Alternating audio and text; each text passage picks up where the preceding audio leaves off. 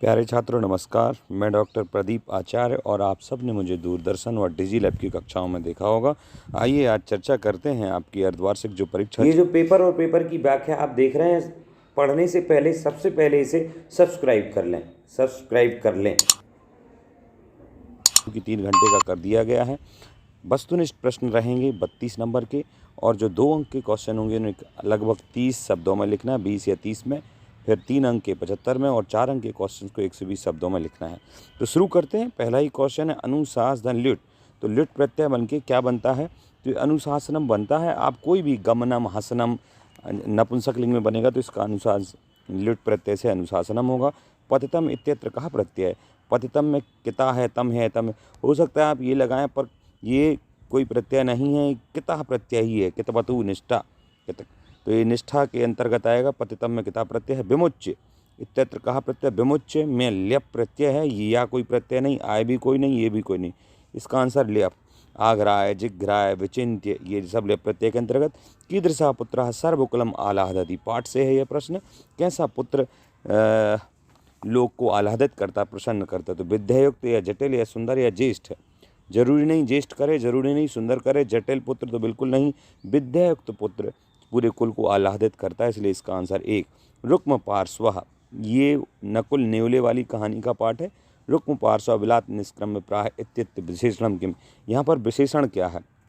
इस लाइन में बात हो रही है नकुल अर्थात नेवले की।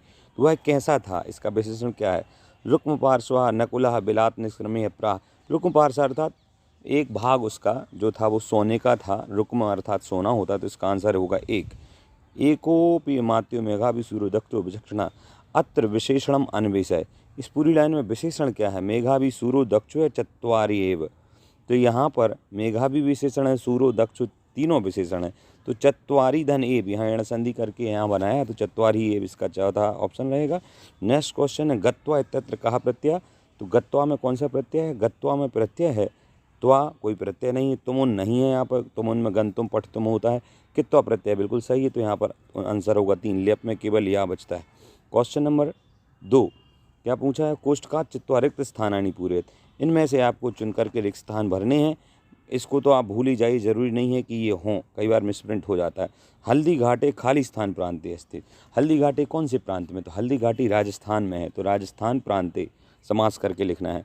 दूसरा सस्कः बेगेन चलति इत्यत्र बेग शब्द से विलोम पदः क्या? बेग अर्थात तेजी से, तो बेग शब्द का विलोम शनै पहले ही नंबर पर दिया है, तो यहाँ शनै आ जाएगा। विद्या प्राप्ति अर्थात किम? विद्या प्राप्ति क्या मतलब है? तो ये सविद्या नाम मूर्ख, तो विद्या आगमः, विद्या प्राप्ति अर्थात विद्या का आगम। अगला क्वेश्चन है अंके खालिस्तान समारोह पे रामः सादरम पर्यपिच्छत। अंके, अंक में खालिस्तान समारोह पे, अंक में खालिस्तान को रख करके, ये पाठ है माता से संबंधित उसमें। तो रामचंद्र जी और भरत की कहानी है। अंक में अर्थात गोद में भरतम समारोह पे रामः सादरम पर्यपिच्छत, तो भरतम इसका आंसर होगा। वेद व्यासेन विरचितम महाभारतम, तो महाभारत इसका आंसर होगा। खालिस्थान दोषा हेयातव्य। षड दोषा निंद्रा तंद्रा आदि, ये 6 दोष हैं, तो इसमें षड आ जाएगा। विदुषाम अर्थात किम? विदुषाम अर्थात सविद्यानाम, ये इसका आंसर होगा 7 क्वेश्चन में। अब नेक्स्ट क्वेश्चन है सत्यम असत्यम व चित्वा लिखत। जो वाक्य है वो सही है गलत ये लिखना है। विद्यागम इत्यत्र तत्पुरुष समासा, ये तत्पुरुष मिस्टेक हो गया, पर तत्पुरुष पढ़ना है इसको। विद्यागम तत्पुरुष समासा सही है। नेक्स्ट क्वेश्चन क्या दिया? निंद्रा तंद्रा भयम क्रोध आलस्य दीर्घ सूत्र अति षड दोषा संधि, बिल्कुल सही, यही 6 दोष हैं।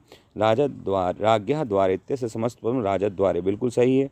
अर्थागमः अत्र षष्ठी तत्पुरुष समासा अस्ति, बिल्कुल सही है। अव्ययी भाव तत्पुरुष कर्मधारय द्वंद्व दिगु बहुब्रीहि समासाः सन्ति, ये भी बिल्कुल सही है। सदृशम त्रिषु लिंगेषु विभक्तिषु वचनेषु च यह समानवती सा समासा, बिल्कुल ये गलत है। ये तो अव्यय की बात है, जो सभी लिंग विभक्ति वचन आदि में समान होता है वो अव्यय होता है, इसलिए गलत हो गया। राम एव रावणम अमारयत, अत्र रामः अव्ययः अस्ति। राम तो एक संज्ञा है, कर्ता है, तो ये अव्यय नहीं है, यहाँ पर एव अव्यय है, इसलिए ये भी गलत हो गया। तो अंत के 2 गलत है, बाकी सही है। क्वेश्चन नंबर 4 देखते हैं। का भागस्थ पदैः सह भागस्यार्थानां मेलनम। का भागस्थ पदैः सह अर्थात ये जो का है इसको इसके साथ मिलाना है, ये आपको चलना है। तो विद्या आगमः की जोड़ी किससे बनेगी? तो यहाँ पर विद्याधन आगम दीर्घ संधि है, तो इससे बनेगी। कार्यत में कौन सी धातु से मिलना मना, क्री धातु। रामः धन्तम, यहाँ पर विसर्ग संधि है। परे पृच्छत गुण संधि है, सॉरी यण संधि है यहाँ पर, परे पृच्छत। अच्छा, इसमें धातु से मिलाना तो पृच्छ से मिलेगी। नियत धनेन्द्रिय, नियतेन्द्रिय गुण संधि है। तो इस प्रकार ये संधि हुई। अब एक शब्द में उत्तर देना है। पहला ही क्वेश्चन, राम शब्द से तृतीय विभक्ति रामेन बनेगी। गुरु शब्द से चतुर्थी विभक्ति गुरुवे बनेगा। कति उपसर्गाः सन्ति, तो उपसर्ग कितने हैं? द्वाविंशति उपसर्गाः सन्ति। प्रायति उपसर्गम प्रयोज्य शब्द निर्माणम कुरुत। प्रदीपः, प्राचार्यः, प्रशान्तः, इतने सारे शब्द हैं। आगमनम इत्यत्र कहा उपसर्ग, आंग उपसर्ग पूर्वक गम धातु आगमनम बनता है। सिद्धार्थ तपोवने किमर्थम प्रविश्यति, ये 2 नंबर के क्वेश्चन हैं। तो सिद्धार्थ तपोवन में क्यों प्रवेश करते हैं? तो जरा मरण नाशार्थम, ये हो जाएगा। तो यही कर दीजिए। यह राज्ञा विजय मूलम किमवती, आपको देखना होगा। सेनापति कीदृतः गुणयुक्ता भवेत्, कीदृक कैसे गुण से युक्त होता है? इसका आंसर नीचे ही दिया है। सूरा, धृतिमान, मतिमान, दक्ष इत्यादि गुणयुक्ता सेनापति भवेत्। अगला क्वेश्चन का अभ्याम न प्रमदितव्यम, दूसरे पाठ से है, जिसमें अंतेवासम शिष्यान अनुवास्तीय स्वाध्यायात्मात्म स्वाध्यायाभ्याम और भी जो है, तो वो उसका आंसर हो जाएगा। इसके बाद भरतः कम, भरतम में द्वितीय है, तो भरतम अर्थात भरत को कौन पूछता है? तो भरतम रामः अपृच्छत्, इसको ठीक से पढ़ना है। अथवा आचार्य से कीदृशानि कर्तव्यानि सेवितव्यानि, बहुत महत्वपूर्ण प्रश्न ये भी है। नेक्स्ट क्वेश्चन, बांधवः कुत्र कुत्र तिष्ठति, ये भी बहुत अच्छा प्रश्न है। रामः कम भरतम पाणिना परिजग्राह।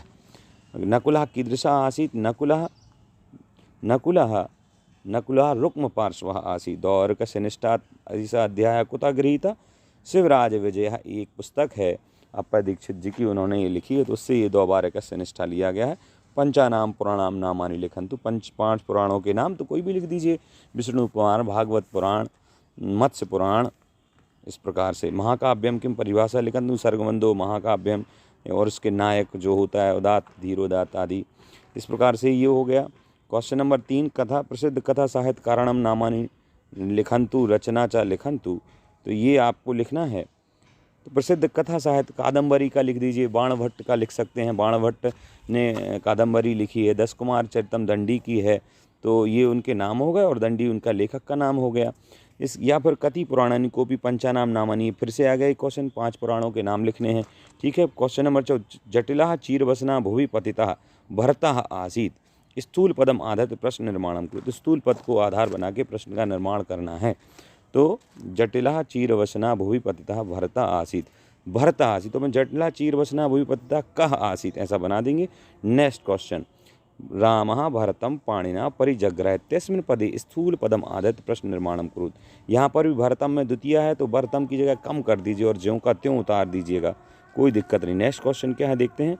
गद्यांशम पठित्वा उत्तराणि लिखन्ति, सुवर्णस्य संगीते या सहजाभिलाषात् सा एक राजभवने समृत्या संगत्या पुनरधिकम दृढ़ी बहु। 3 नंबर का क्वेश्चन है, 3 क्वेश्चन के आंसर देने। ये बहुत सरल है, इसका मैं जानबूझ के आपको कुछ नहीं बताऊंगा, आप खुद देख लीजिएगा। पद्यांशम स्वयत्म एकांत गुदम्बदात्रा विनिर्मितम छादनम अज्ञताया, ये भी बिल्कुल सरल होते हैं पठित गद्यांश आदि। अब कौन कौन से क्वेश्चन हैं, कौन सी एप्लीकेशन है, ये मैं आपको नेक्स्ट वीडियो में बताऊँगा। तब तक के लिए आप इस वीडियो को सब्सक्राइब कर लीजिए, नेक्स्ट वीडियो आने का इंतजार कीजिए। नमस्कार।